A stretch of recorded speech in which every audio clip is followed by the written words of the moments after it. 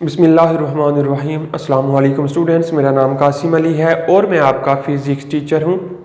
Student, हम अपनी first year physics का चैप्टर नंबर 4 जिसका नाम था वर्क एंड एनर्जी, इस चैप्टर को हम डिस्कस करते हुए आ रहे थे और इसी चैप्टर के कुछ वीडियोस को हमने डिस्कस कर लिया था। कुछ वीडियोस इस चैप्टर के ऊपर हमने बना ली हुई हैं और कुछ जो टॉपिक रहते हैं हम फर्दर उनके ऊपर वर्किंग कर रहे हैं। तो स्टूडेंट, आज की इस वीडियो के लिए जो मैंने टॉपिक सेलेक्ट किया है आपके लिए, वो मेरे पास टॉपिक है inter conversion of potential energy and kinetic energy. कि काइनेटिक एनर्जी अगर एक दूसरे में इंटर कन्वर्टेबल हैं तो कैसे हैं, हम ये डिस्कस करेंगे इस वाली वीडियो में। ठीक है, कि क्या जो काइनेटिक एनर्जी है वो पोटेंशियल एनर्जी बन सकती है, जो पोटेंशियल एनर्जी है वो काइनेटिक एनर्जी बन सकती है। तो ये सारा प्रोसेस हम आज की इस वाली वीडियो में डिस्कस करेंगे। तो स्टूडेंट्स, चलते हैं हम अपने टॉपिक की तरफ। टॉपिक में कहते हैं कंसीडर अ बॉडी, कि आपके पास एक बॉडी है। इस टॉपिक की कोई स्टेटमेंट नहीं है, ठीक है, डायरेक्ट हमने कैलकुलेशन या वर्किंग से ही स्टार्ट करना है इस टॉपिक को, कोई कैलकुलेशन नहीं है। कहते हैं consider a body falling freely under the action of gravity through non-resistive medium। Consider a body, कि आपने एक बॉडी लेनी है। Consider a body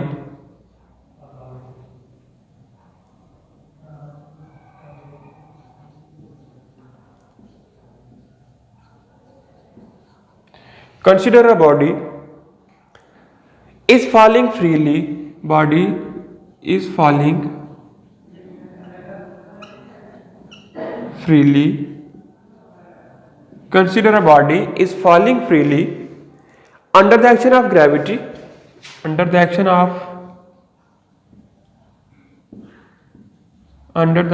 of gravity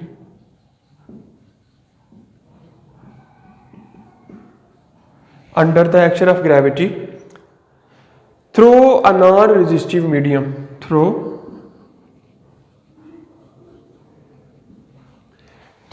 a non-resistive medium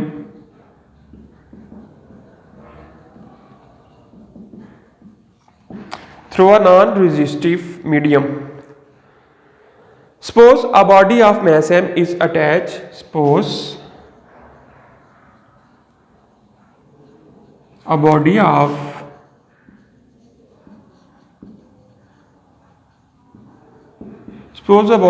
mass m is at rest,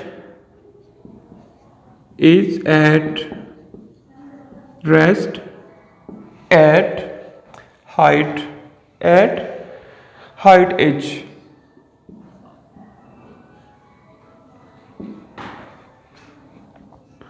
ठीक है, एट हाइट h। फिर कहते हैं above the surface of earth, above the surface of earth, above the surface of अर्थ। कहते हैं कि आपने क्या करना है, एक बॉडी लेनी है। बॉडी जो है वो फ्रीली फॉल कर रही है, ठीक है, और फ्रीली फॉल करने की वजह से जो मीडियम आ रहा है वो मीडियम भी क्या है, नॉन रेजिस्टिव है, कि उसमें कोई भी रेजिस्टिव फोर्स बॉडी के ऊपर एक्ट नहीं करेगी। ठीक है, नॉन रेजिस्टिव मीडियम में वो फॉल कर रहा है, बॉडी फॉल कर रहा है जिस्म। कहते हैं suppose a body of mass m is at rest at height h। ठीक है, कहते हैं कि फर्ज करें कि जो बॉडी है जमीन के ऊपर किसी हाइट के ऊपर वो रेस्ट की हालत में थी, साकन हालत में पड़ी हुई थी। तब इस केस में क्या होगा, कहते हैं कि उसकी जो कुछ पोजीशन होगी, पोजीशन A, पोजीशन B और पोजीशन C, 3 पोजीशन होगी। इन तीनों पोजीशंस के ऊपर हमने डिफरेंट वर्किंग करते हुए इस वाले टॉपिक को हल करना है, इस वाले टॉपिक को हमने इख्तिताम पर लेकर जाना है। कहते हैं सपोज आपके पास जो बॉडी थी,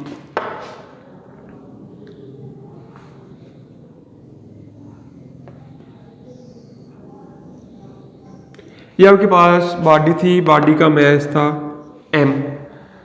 अब अगर ये फॉल करे सतह जमीन के ऊपर, ठीक है, सतह जमीन के ऊपर अगर ये फॉल करे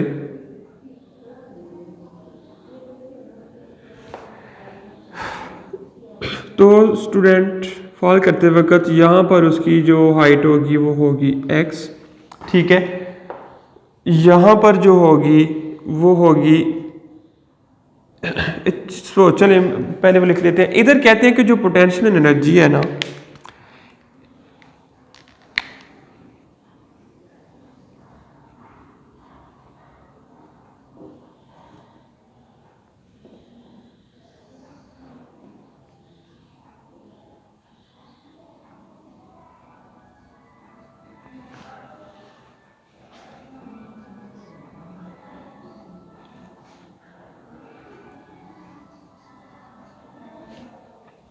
कहते हैं पोजीशन ए के ऊपर जो पोटेंशियल एनर्जी है वो है mgh के इक्वल, और जो काइनेटिक एनर्जी है वो है 0।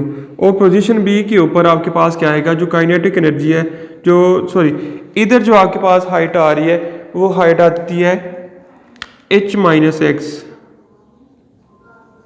तो आपके पास जो पोटेंशियल एनर्जी बनती है, potential energy is equal to M G into H minus X, और जो काइनेटिक एनर्जी बनती है वो काइनेटिक एनर्जी आपके पास आ रही है एम जी एक्स, और पॉइंट 3 के ऊपर जो पोटेंशियल एनर्जी है वो हो जाती है 0 इज इक्वल टू 0, और जो काइनेटिक एनर्जी आपके पास आती है वो आपके पास आती है M G H, mass into height. ठीक है, ये 3 पोर्शंस हैं, इसके 3 स्टेप हैं, step number 1, step number 2, step number 3। ठीक है, इधर भी जो आपके पास वैल्यू आएगी वो भी आ रही है h माइनस एक्स। ठीक है, ये आपने वैल्यूज को याद रखना है। अब कहते हैं एट पोजीशन है, 3 पोजीशन है मेरे पास, एक बॉडी है, बॉडी इज एट रेस्ट पड़ी हुई है किसी बुलंदी के ऊपर, बुलंदी आपके पास आ रही है h। कहते हैं उसको फ्रीली फॉल करवाया गया। फ्रीली फॉल जब वो रेस्ट की हालत में थी, उस हालत में आपके पास जो पोटेंशियल एनर्जी थी वो मैक्सिमम थी यानी mgh, और रेस्ट की हालत में जो काइनेटिक एनर्जी थी वो 0। फिर उसको फॉल करवाया, उसने थोड़ा सा डिस्टेंस x तय किया, उसके बाद उसकी जो आपके पास आएगी डिस्टेंस आएगा, हाइट जो आएगी वो आएगी h minus x. x distance उसने कवर कर लिया, तो उसके बाद जो बाकी डिस्टेंस रह गया वो आया h माइनस एक्स। तो पोटेंशियल एनर्जी जो होगी वो mg h माइनस एक्स, और काइनेटिक एनर्जी जो होगी वो mg x के इक्वल होगी। फिर नीचे और फॉल करवाया, नीचे आती गई, उसने कितना फासला तय किया, फिर से h माइनस एक्स रह गया, तो उधर पोटेंशियल एनर्जी 0 होगी above the surface of the earth. ठीक है, और जो काइनेटिक एनर्जी है वो मैक्सिमम होगी, that will be equal to mgh, will be equal to mgh at position A. क्या कहते हैं, at position A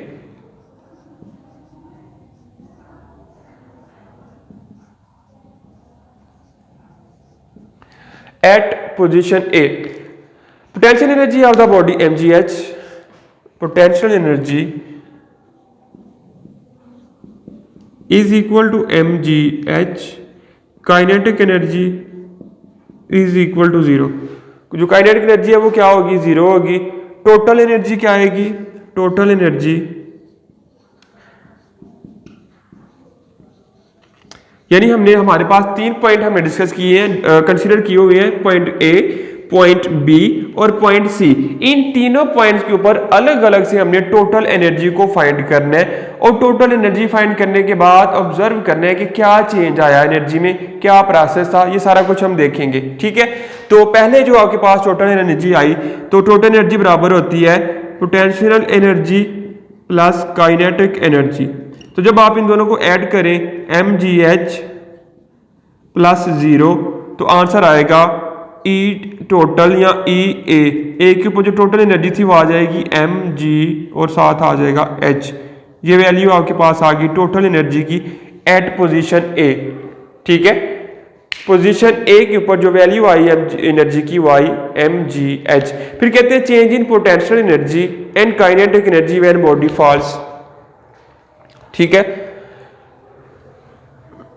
change in kinetic energy and potential energy when body false. Change in kinetic या change in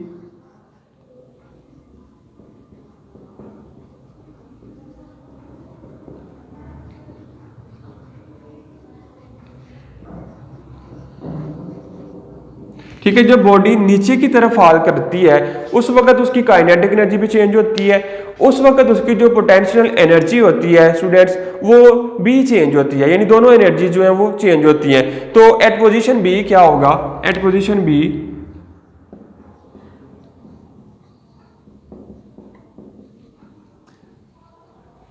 position B पर क्या आएगा, position B पर student जो कहते हैं डिस्टेंस जो आता है वो आता है x,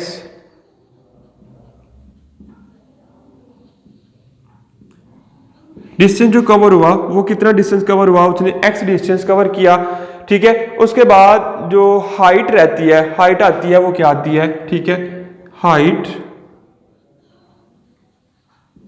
वो हो जाती है h माइनस एक्स, ठीक है, h माइनस एक्स, यानी h में से x को माइनस करें उतनी हाइट बाकी रह जाती है।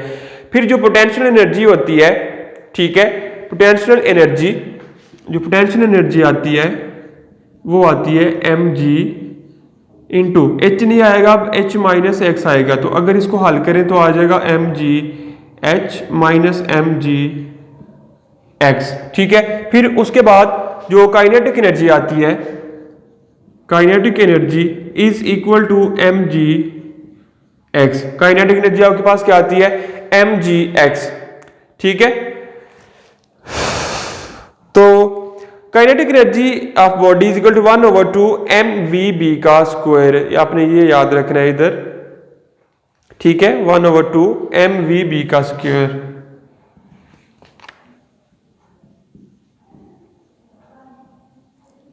ये आपके पास आ गई काइनेटिक एनर्जी। अब कहते हैं where VB is the velocity of body at point B, calculation of VB. अब हमारे पास वीबी नहीं है, हम क्या करेंगे, वीबी को कैलकुलेट करेंगे, कैलकुलेशन ऑफ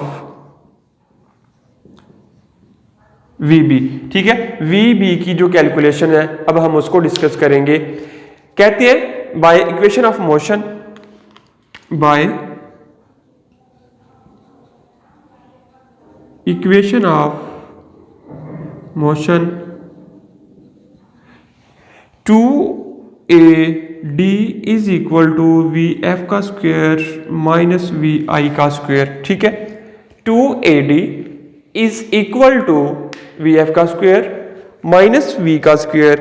अब अगर स्टूडेंट्स इधर से हम निकालें वैल्यू किसकी, VF स्क्वायर की, तो फार्मूला बनेगा आपके पास VF का square is equal to 2AD minus VI का स्क्वायर। ये आपके पास फार्मूला बन जाएगा, इधर आके ये प्लस का हो जाएगा। अब कहते हैं कि इस केस में आपके पास जो VI है वो 0 है, VF जो है वो VB है, D जो है वो X है, A जो है वो G है। इस केस में आपके पास स्टूडेंट क्या आएगा, सिंस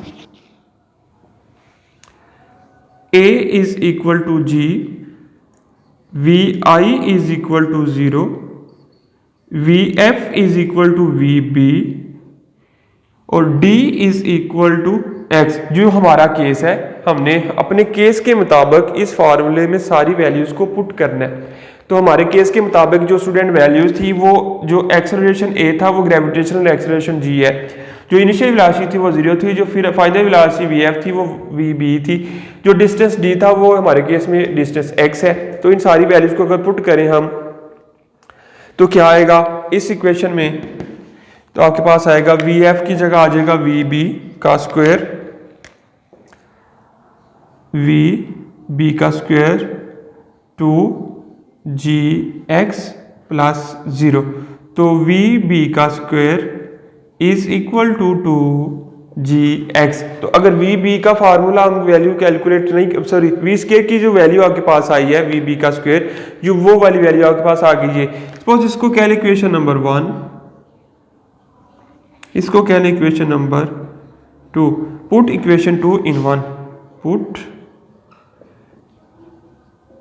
इक्वेशन 2 इन इक्वेशन 1, तो आपके पास आएगा kinetic energy is equal to 1/2 m into 2GX। तो ये वाला 2 इस 2 के साथ कैंसल आउट, बाकी आपके पास बचेगा mgx, ठीक है। बाकी आपके पास जो वैल्यू बचेगी वो वैल्यू स्टूडेंट्स क्या आ रही है, kinetic energy is equal to mgx, चूंकि हमने इधर लिखा तो हुआ है काइनेटिक एनर्जी mgx आई है, लेकिन mgx आने की वजह क्या थी, तो वो सारी कैलकुलेशन हमने परफॉर्म करवा के कहा कि mgx आने की वजह सारा काम, ये सारी कैलकुलेशन थी, इस वजह से हमने जो वैल्यू निकाली थी वो वैल्यू आई थी mgx, तो इसी वजह से हमने उसमें भी पुट की। अब कहते हैं so total energy at position B, total energy at position B, total energy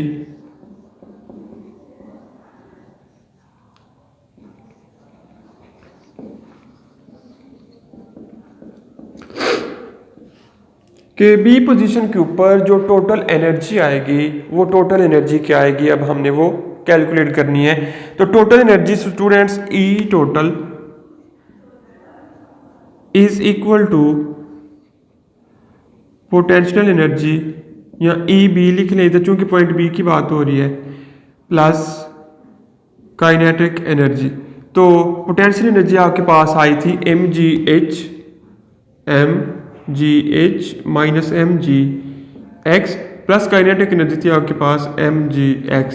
तो ये minus mgx plus mgx cut गए, तो ई बी का जो आंसर आएगा वो आएगा mg और h, यानी आपने जो वैल्यू फाइंड की थी पोजीशन ए के ऊपर वो वैल्यू आपके पास थी mgh के इक्वल। सेम लाइक दैट जो वैल्यू आपने फाइंड की ई बी की यानी पोजीशन बी के ऊपर वो भी वैल्यू आपके पास आ गई mgh के इक्वल। अब कहते हैं at position C just before hitting the ground, at position C, at position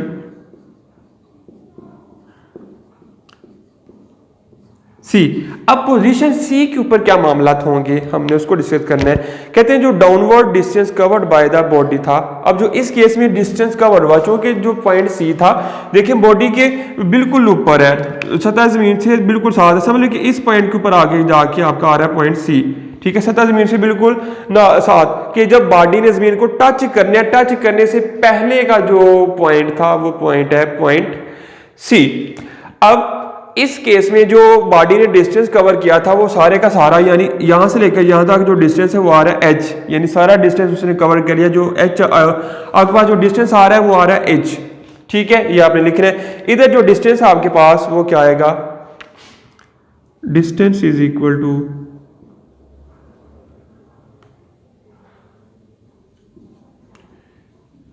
h, height जो आएगी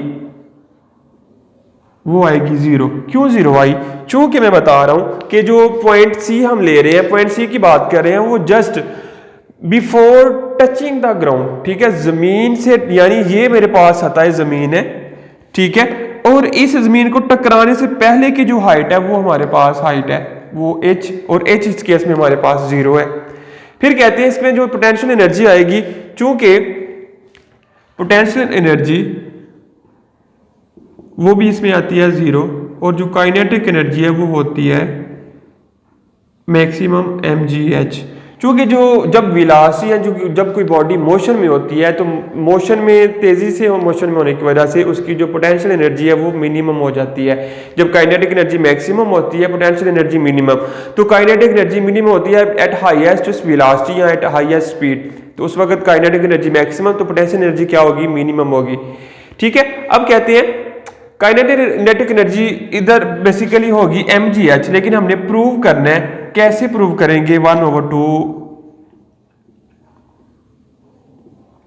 mvc का स्क्वायर। अब कैलकुलेशन ऑफ vc,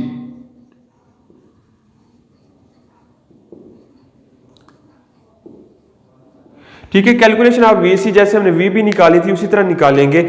आपके पास फार्मूला था 2a d is equal to V F का स्क्वायर माइनस वी आई का square. अब इस केस में देखें आपके पास जो a था वो दोबारा से वो ही आएगा g, ठीक है। इधर से आपने वी एफ की वैल्यू फाइंड करनी है पहले, वी एफ का square is equal to 2ad plus V I का स्क्वायर, ठीक है। अब स्टूडेंट कहते हैं इस केस में जो वी आई है वो 0 है, चूंकि इनिशियल वेलोसिटी रेस्ट की हालत में थी वो 0 ही रहनी है। V I is equal to 0, जो वी एफ थी वो थी वी सी, और जो ए था वो था जी, और उसके बाद जो वी डी था वो था H, D is equal to H. तो ये सारी वैल्यूज अपने फार्मूले में पुट करें। वी एफ की जगह वी सी का square is equal to 2GH plus 0, 2GH plus 0। ठीक है, अब आपने क्या करना है, तो वी सी का जो आंसर आएगा V C square is equal to 2GH।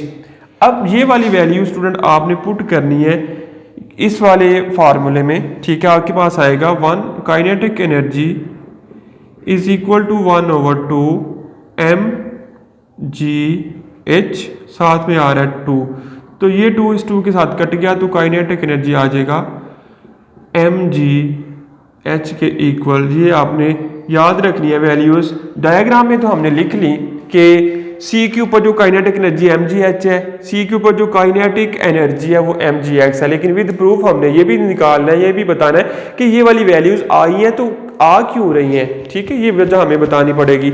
अब जो टोटल एनर्जी आएगी, टोटल एनर्जी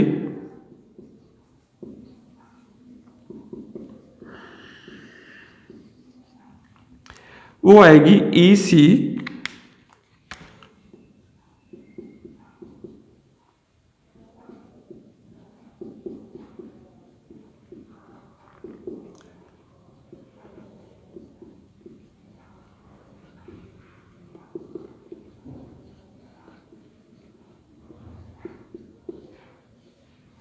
जी। तो स्टूडेंट टोटल एनर्जी जो हमने फाइंड करनी थी एट पॉइंट सी, वो आपके पास क्या आ रहा था, वो आपके पास आ रहा था potential energy plus kinetic energy. तो पोटेंशियल एनर्जी इस केस में आपके पास थी 0 पुट किया।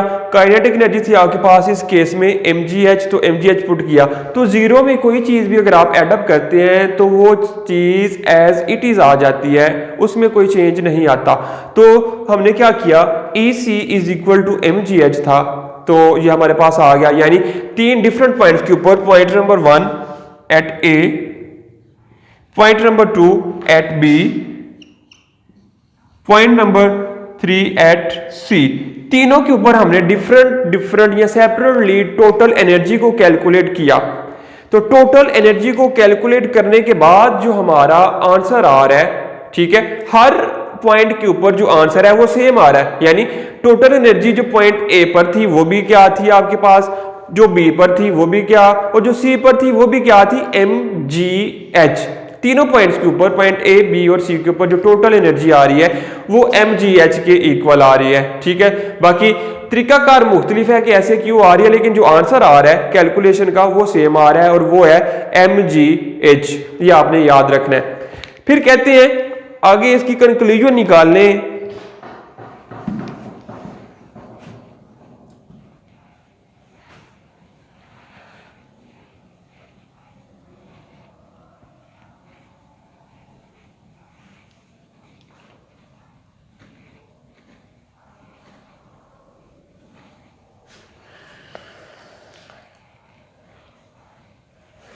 ये तो स्टूडेंट आगे कहते हैं कि अगर हम कंक्लूजन निकाल लें इनका, तो कंक्लूजन क्या आएगा, कंक्लूजन, क्योंकि तीनों एनर्जी जो थी वो सेम आई हैं। कंक्लूजन क्या होगा इसका, कहते हैं if a body falls from a height h1 then at height h2 above the surface of earth. ठीक है, उस वक्त जो हाइट h2 होगी सरफेस के ऊपर, above the surface of earth, वो क्या होगी, if a body fall from height h1, if a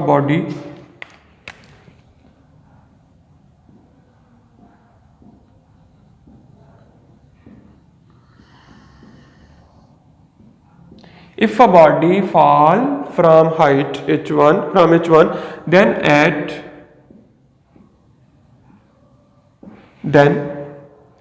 at h1 and h2 above the surface of earth, above the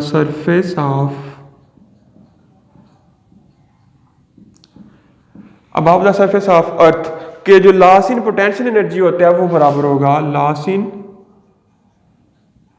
potential energy is equal to gain in kinetic energy. ठीक है, जो potential energy में loss होगा वो बराबर होगा kinetic energy में gain के। तो पोटेंशियल एनर्जी में जो लॉस हो रहा था वो था mgh minus mgh2 is equal to 1/2 mv2 का स्क्वायर माइनस 1/2 mv1 का स्क्वायर। ठीक है स्टूडेंट, अब अगर इधर से mg को कॉमन लें, h1 माइनस h2, इधर से 1/2 m कॉमन लें तो बाकी रह जाएगा आपके पास v2 का स्क्वायर माइनस vi का v1 का स्क्वायर। ठीक है, अब इस केस में कहते हैं where v1 and v2 are the velocities at height h1 and h2, where v1 and v2 are velocities at height h1 and h2। h1 पे जो हाइट होगी वेलोसिटी होगी वो v1 होगी और h2 पे जो वेलोसिटी होगी वो v2 होगी। कहते हैं potential energy and kinetic energy are interconvertible, कि जो पोटेंशियल एनर्जी और काइनेटिक एनर्जी है वो इंटर कन्वर्टिबल है, कन्वर्ट हो सकते हैं, but the total energy remains unchanged, लेकिन जो टोटल एनर्जी होती है वो अनचेंज रहती है। कहते हैं in the absence of friction loss in potential energy is equal to gain in kinetic energy, in the presence of friction loss in potential energy is equal to gain in kinetic energy plus work done against friction, that is कहते हैं in the absence of friction, in the absence of friction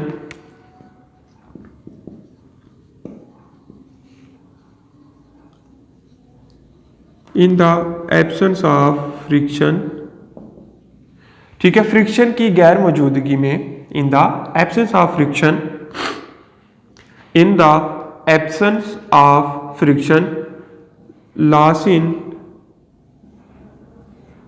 potential energy is equal to gain in kinetic energy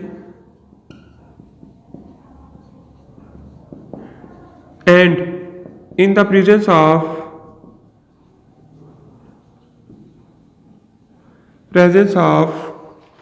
friction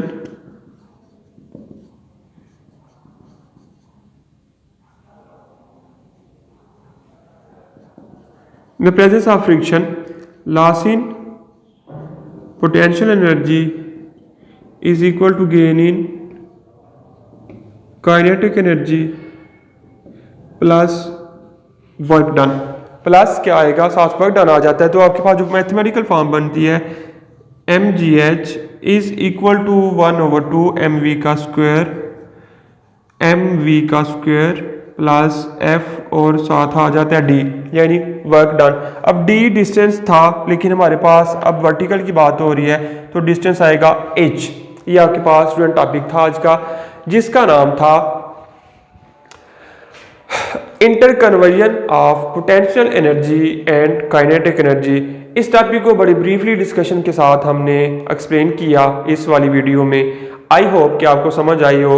हमने basically एक body थी वो किसी height से freely fall कर रही थी, उसके 3 पॉइंट्स को बना के हमने हर तीनों पॉइंट्स के ऊपर सेपरेटली टोटल एनर्जी को कैलकुलेट करना था और उसके बाद ये कंक्लूजन निकाला तो आपके पास ये आंसर्स आ रहे हैं।